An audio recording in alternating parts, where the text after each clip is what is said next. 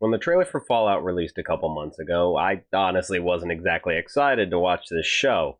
In fact, I thought it looked like it was going to be a giant piece of shit. But when I finally got around to watching it the other day, I was pleasantly surprised. Get the fuck out of here! No, I cannot, it's serious! I actually fucking enjoyed myself for once. The show itself is beautifully shot, all the aesthetics are fucking perfect, all the props and the costumes are fucking spot on, and they absolutely nailed the aesthetic of all the different time eras in the series itself, between the 1950s futuristic vibe to the absolute desolation of the wasteland after the war. If you watch this with a completely clean slate, don't even think about the story in the fucking slightest, it's great. It's a lot of fun. But the moment you turn your brain on and actually think about any sort of plot line in this entire show, it all falls apart and you realize this thing is fucking stupid. And I'm sure you're wondering, Nick, why would you say such nice things if you fucking hated the show? I didn't hate the show, but just because I enjoyed something doesn't mean it's not a complete piece of shit. Now, if you haven't played any of the Fallout games before, I'm probably going to end up saying a bunch of random shit that's going to make absolutely no sense to you, so you might want to keep Google open or something. Anyway, with that being said, let's get into this thing. Okie dokie. I don't set the world. So the show is basically broken up into 4 separate storylines. The first and most important one is about a woman named Lucy. Now, Lucy grew up in Vault 33.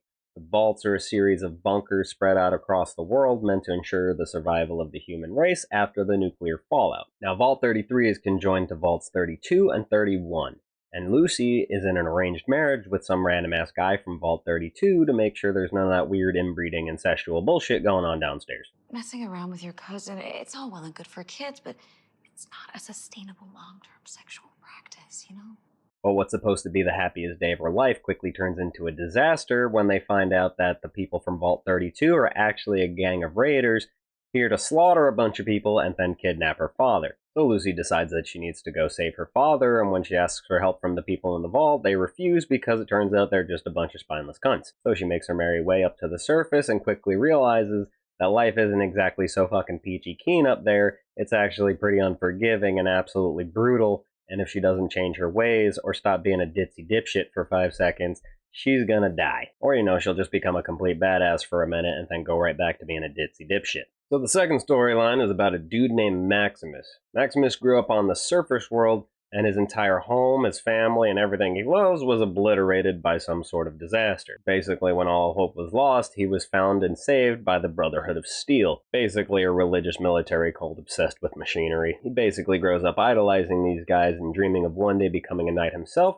so that he can grow up to be a hero just like them. But eventually he makes his way into the Brotherhood of Steel and learns that they're all kind of pieces of shit, and he has no idea how the fuck to get out of it. Now, the third and possibly dumbest storyline is about Lucy's brother back in the vault. His name is Norm, and he's apparently the only person down in Vault 33 with any common sense, and he realizes that things with the Raiders didn't quite add up, and there's something wrong with Vault 32. So he decides to bring his dipshit cuck of a cousin named Chet along for investigating. Once in Vault 32, they realize that everybody there was killed or killed themselves way before the Raiders ever even showed up, which just opens up another box of mysteries leading to Vault 31. And basically, you just follow him throughout the entire show, slowly learning more and more about the mystery behind Vault 31 for a payoff that just fucking kicks you right in the balls. Last but not least, we have easily the best character of the entire show, Cooper Howard, aka the Ghoul. Now, Cooper's story starts out before the bombs even drop, and he's an American actor well known for his patriotic movies about being a cowboy.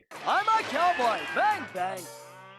And he just so happens to be married to a woman high up at Vault-Tec, the company that built all the vaults, and seems to be taking over the world's economy by buying up a bunch of their technology. So Cooper seems to be down on his luck, and he's performing at a child's birthday party when the bombs are finally dropped, and we fast forward to 200 years into the future where he's become a ghoul, which is basically an irradiated human one step away from becoming a mindless monster. Hello there.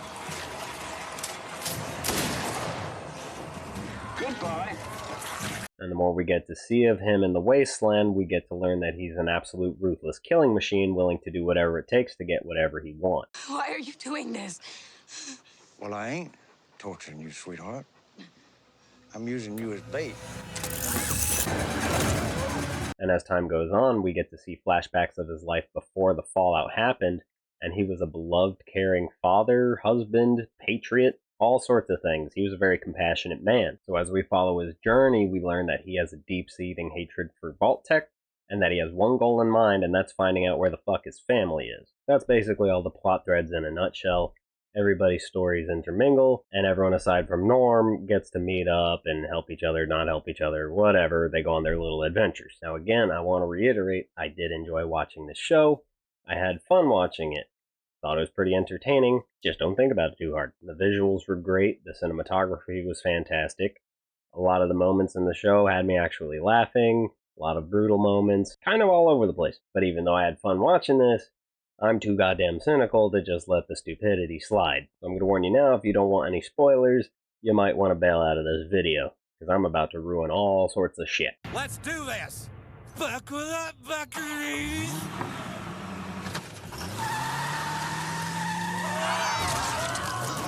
Alright, so when the Raiders show up at Vault 33, at no point is anybody concerned at the fact that they're dirty, they have tattoos, or they're just genuinely acting shady as fuck. Not to mention that nobody recognizes a single person from the Vault, even though they've had multiple transactions over the years, and they're all different people by chance. Plus, apparently, they're also heavily full of radiation, and at no point does the Pit Boys go off until after Lucy gets laid, just so we could see her go through the wedding and the sex scene for some fucking reason. And what the fuck is Moldaver's plan here? She basically just lets these raiders run loose and rampant. They could have killed Hank, they could have killed Lucy, and then her plan would have been completely fucked. Then when she finally has Hank and Lucy, she asks Hank to pick between saving his daughter or the Vault Dwellers. He picks Lucy, and then she just lets everyone go anyway and says fuck it. And what the fuck was with the bomb? It did absolutely fuck all. It dropped some rocks that could easily be moved, as we seen by her brother moving them by himself. Was it supposed to kill people? Was it just supposed to block the entrance? I guess that was the plan, but kind of worked like shit. So when Lucy's out on the surface within her first day, she just so happens to run into the science guy with the technology that Moldaver's after, and I don't know, maybe it's a problem because California's kind of goddamn gigantic. But I guess if Moldaver would have just stayed there for another minute, she would have ran into him herself. Whole thing could have been avoided. And at no point in time while this small, attractive woman is wandering the wasteland by herself is she attacked by any sort of raiders or bandits. Nope, she just gets through completely fine with just a tranq gun. Maximus gets to become a squire, and on his first mission, his knight gets fucking mauled by a bear. And while the knight's asking him to fucking heal him, the whole time he's basically saying, once I'm healed, you're gonna get it, buddy. You're gonna die. I'm telling you, you're fucked. And then when Maximus refuses, he's just like, but why? Who the fuck writes this shit? Then we get to watch Maximus and the Ghoul get into that ridiculously long fight, which we know is completely stupid and pointless, because we've seen the Ghoul at the end of the show can absolutely tank these power armors with one bullet because he happens to know of a weakness. Why didn't he know about that weakness in the middle of a fight with Maximus? Don't know. Maximus's armor is completely broken down and won't work until those guys that are kicking the shit out of him shove him into it, and then all of a sudden he could get the arm to magically boot up and crush one of their heads. His whole purpose of wanting to be a knight was so that he could be a hero, yet the moment he gets a squire, he decides he's going to end up being the same dickhead as every other one of the knights. Kind of goes against all of his morals, but you know, whatever, fuck it. We learn that ghouls need these vials of liquid in order to stay somewhat human, and yet how the fuck did anyone figure this out? Like, how does he get these vials? Where did they come from? He was there since the fucking bombs fell. Were the vials there at the beginning, or did he figure it out? Who knows? Norm has an epiphany when he realizes every overseer in Vault 33 came from Vault 31. It's hard to believe, especially when there's been a slogan apparently beaten into everyone's head about specifically voting for someone from Vault 31. When Vault 32 is completely cleaned up, erasing all the evidence, you can't help but wonder, who the fuck cleaned it all? The only people from Vault 31 is Old Lady Betty and fucking Pirate Lady. Did they clean it up? Did they get people to help them clean it up from Vault 33? Why would they get involved in that shit? We eventually learn what Vault-Tec's evil genius plan is to apparently win the game of capitalism, and it's to destroy the entire surface world. I'm having a little trouble wrapping my brain around this one. So in order for them to get more money, they're going to destroy all the money. Fucking genius idea. Wipe out all of the economy, wipe out all of humanity. That's fucking retarded. You went full retard, man. Never go full retard. We also learned that everyone in Vault 31 is just people from Vault-Tec that were frozen to eventually take over the vaults and then run things the way they see fit. And apparently that was the reason why everyone in Vault 32 decided to slaughter each other or stick their fucking fork in a toaster. I was expecting maybe it's got food or some sort of important medical supplies. Nope, just cryopods. If Maximus's plan is to save Lucy, then why would he bring an entire army that will literally murder anything on fucking sight? And how the fuck is Moldaver alive? It's never explained. She was there before the bombs, and then she's just there 200 years in the future. She wasn't a higher up at Vault-Tec, so I don't think she was frozen with the rest of them. Whatever, don't think about it. And apparently her genius idea with the cold fusion was to just get some electricity for, what, one city? And I'm not sure if you're aware of how power grids work, but you kind of need a lot of transformers and power lines, and there's a whole complex system here. You can't just plug in a battery and then bam, everything fucking works. So a nuke fell on this city. Are you saying that everything survived the nuclear fallout? Did she have time and resources to rebuild all of these fucking power lines? It's fucking stupid. When Cooper's in the room with all those guys from the Brotherhood of Steel, why is it that he kills literally everyone in there except for Maximus? You'd think he would have a grudge with him after the fight they got into, and he would just fucking shoot him right in the mouth. And then the show ends with Maximus being knighted by a fucking squire. Now, I'm no professional on military rankings, but I don't think squires can do that. That's basically all the major problems with this show. There was some stuff I missed or skipped over, but, you know, you get the fucking point. Now, that's just the surface level problems of the story and the plot. There's also a big problem with the tone of the story that has no idea where the fuck it wants to go. One second it'll be this ridiculous, goofy comedy, and the next second it's dark and bleak and just full of murder and slaughter. Then there's the problem with the characters.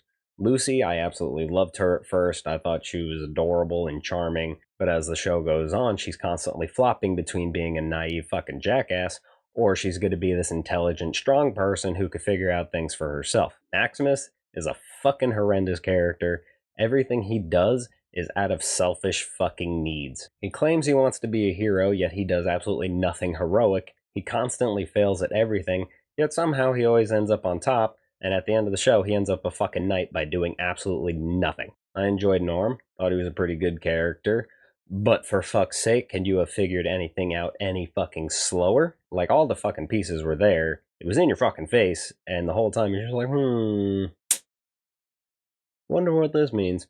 Cooper, can't really say anything bad about him. I fucking love that character. Absolute horrid fucking person. But goddamn, Walton Goggins every time just fucking nails it. Now, one thing that really pissed me off, and I knew it was gonna happen because Amazon Prime can't fucking resist this bullshit, but the goddamn DEI nonsense. Within the first episode, as soon as I realized that the bad person was a woman and she was kidnapping the good white guy, and he's the only white guy that isn't either a villain already or fucking retarded. Really fucking annoying and a little aggravating when you could tell that she's going to end up being just misunderstood and she's actually trying to do good things, but you just didn't see her side of the story. And then the nice white guy, of course, is going to be the villain because it always works that way. You see a smart white guy in a movie now, he's going to be the villain or he's going to be fucking dead. I also really love that nice subtle messaging about capitalism bad, communism good. You might have missed it, but Moldaver says, "I'm not a communist. That's just a dirty word that they use to describe people that aren't insane." Go fuck yourself, show. So that's it. That's all I got for this one. Again, rather enjoyed it. It's fun.